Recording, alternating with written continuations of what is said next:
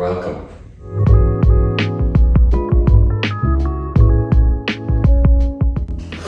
It is around 10 to 8 in the morning. Cycled in. I hope you can tell that I cycled in because I don't wear that kind of gear normally. Earring falling out, amazing. So I might chat through what I actually do during the day, especially during the physio assessment. I think people normally when they come in are kind of nervous and kind of scared of me, which is, I suppose it's normal enough, but I don't know, maybe it's interesting. I don't know, I'm just starting, okay? But first I'm gonna have breakfast.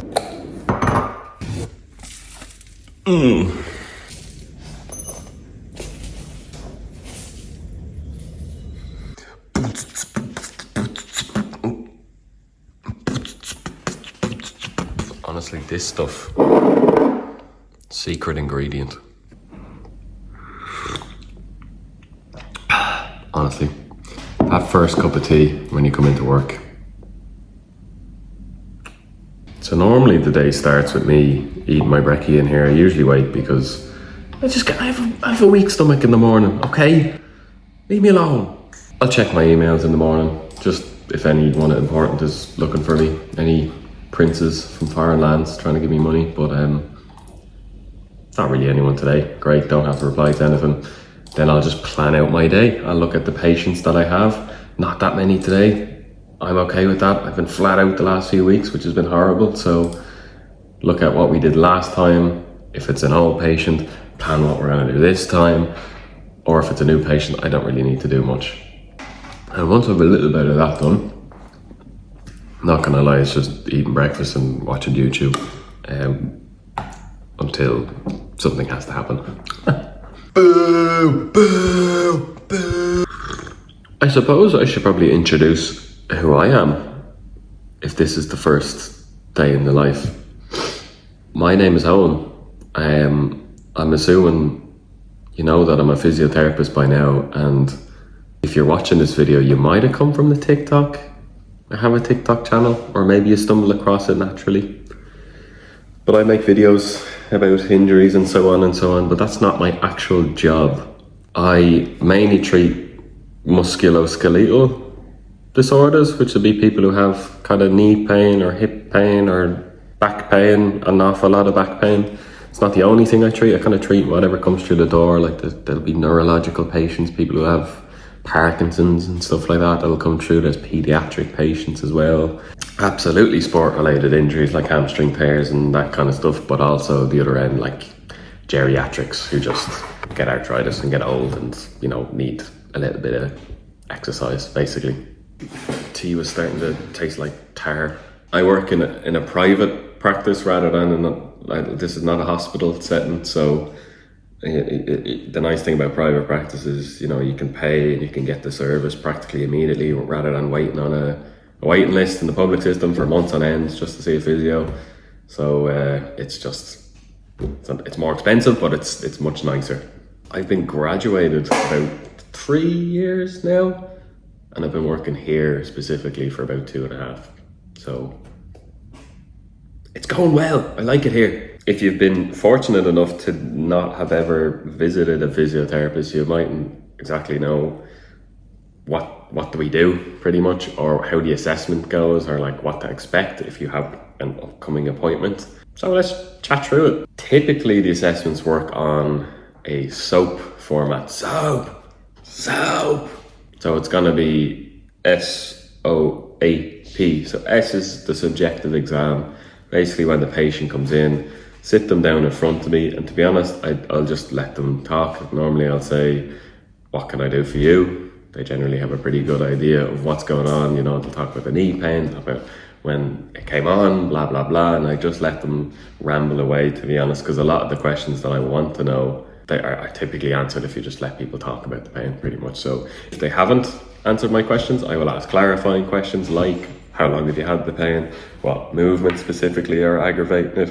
A lot of questions about the pain itself. And then more kind of routine related questions like, what do you do for work? Or like, what do you do for exercise? That kind of stuff. Typically by the end of the subjective exam, you kind of have a fairly good idea of what is going on with them and what is wrong with them. So you kind of form in your head a hierarchy of, you know, the most likely thing that's happening to least likely thing. Then you move to the objective part of the exam. And the objective bit is more the flashy bit. It's more the you know, the sexy, the cool. Probably shouldn't say sexy, but it's basically when you get your hands on the patient, your grubby little mitts, and then you try to figure out what's going on with them. Typically, I'll get them standing first, just have general assessment, how they're moving, get them to squat, bend over, twist around, whatever it is. Have a look at them in sitting if I need to.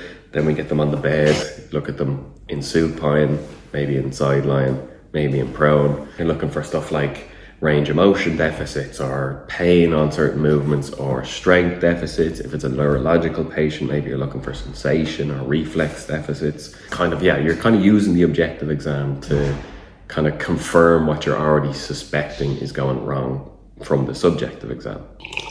Then we move to A, which is analysis. This is kind of where you take all the pieces of information that you've just gathered and then you use your clinical reasoning to determine what is happening, which kind of molds into the P, which is plan, which is kind of when you're explaining then to the patient what's going on, kind of where the treatment starts, because a huge part of the treatment needs to be the patient needs to understand why they're in pain or what's going wrong. So you spend a lot of time educating them using the whiteboard, and then you'll either do a bit of hands-on treatment.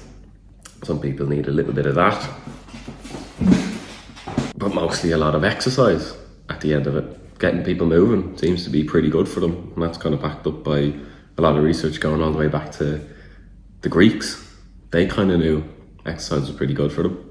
So I do a lot more of that than I do hands-on stuff. And then I'll see them a couple of times, maybe once a week, or then spacing them out to make sure that we're making the progress. If we're not making progress, then I shoot them on the spot, change the plan, do something else. If it's working, happy days, carry on. I typically spend a little bit of time trying to give them little kind of tips, well, throughout the whole process really, of how you keep engaged in the exercise, because, you know, exercise is not for the short term when you have pain and then you just, you know, the pain goes away and then you just stop. It's like brushing your teeth. Has to happen all the time. Keep exercising. And then after the session comes the most exciting part, which is the documentation, writing down everything you did. And it uses the same format, SOAP format. You write what you did in this objective, the objective, and the it's really exciting, especially when you get to write a bunch of them at the end of the day and you're staying late to do that. Oh, my favorite. I love doing that. And then I go home.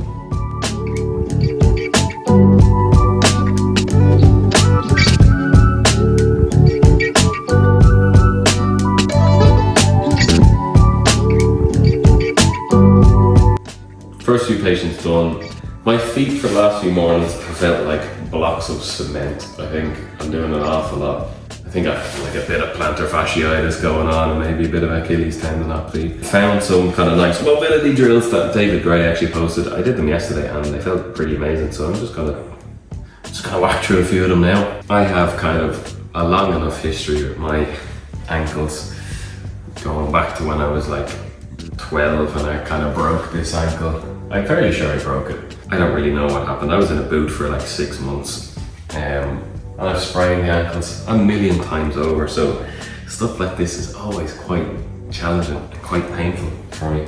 I want to get better at it, you know? I want to improve.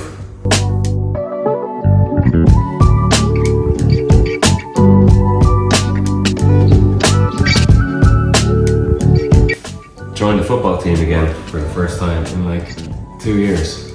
Proper like 11-a-side, we've been playing 5-a-side for a while. Yeah, football's pretty tough on the old feet, turns out, and the ankles. So they have felt pretty bloody stiff.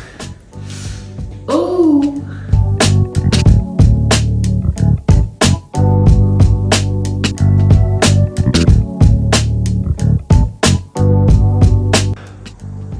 All better.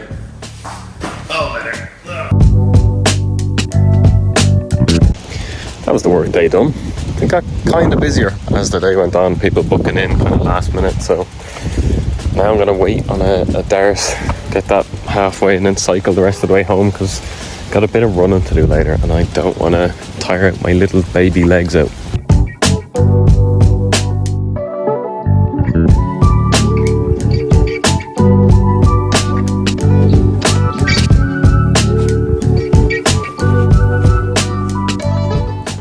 I am going to do some sprints now because just over 4 weeks ago I tore my hamstring, and it's not even the first time I tore my hamstring. I appreciate the irony of a physio getting injured. I know everyone's told me we're not immune, it's just we know how to get out of it when you get injured, so that's what I'm doing. Gonna rehab the hamstring. I'm going to meet Grania, who's my girlfriend. I know, collective sigh from all the males in the audience, but I could be easily persuaded. And she's just coming along to give me some emotional support. And I'm going to run the legs off her. So, let's get it.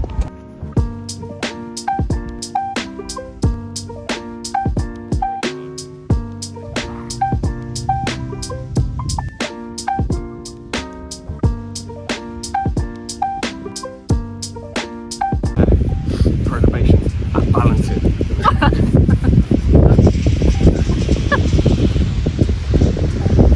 No. Is that all you do? Yeah. Go!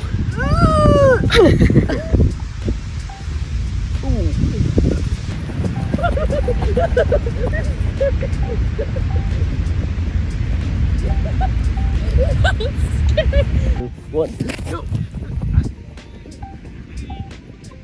3, 2, 1.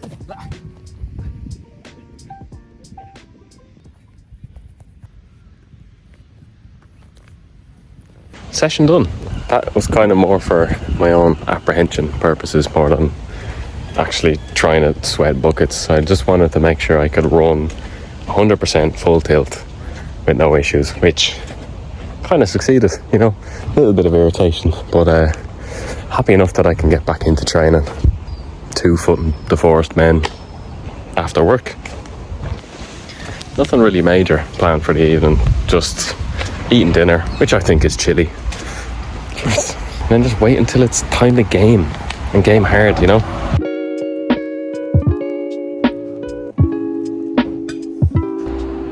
Playing this indie game, I don't know if you've ever heard of it.